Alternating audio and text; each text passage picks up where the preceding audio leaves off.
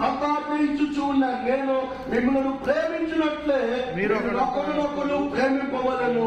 మీరు ఒకరిని ఎడల ఒకరు ప్రేమ గలవారున్న ఎడల దీనిని బట్టి నా శిష్యులని తెలుసుకుందను. దేవునికి మహిమ కలుగును గాక. అన్నదయ్య కలిగిన క్వాలిఫికేషన్ ఏంటయ్యా అంటే శిష్యుడు.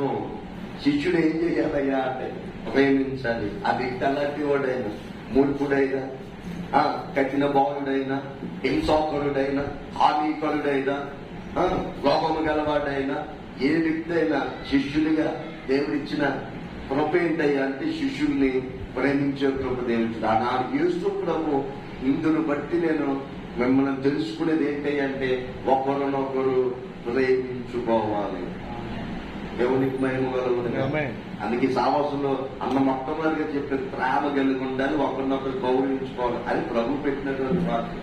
అన్నయ్య గురించి నేను చదువుతూ ఉన్నప్పుడు అన్నయ్య ఒక శిష్యుడు పొందవలసిన లక్షణం ఏంటయ్యా అంటే ప్రేమించే గుణం ఉండాలి. మీకు అందరికీ తెలుసు అదే యోహాను సువార్త 15వ అధ్యాయంలో ద్రాక్షావళి నేను తీగలు మేలును, నాలో అంత కట్టబడిన ప్రతి తీగ ఫలభరితముగా మార్చబడును.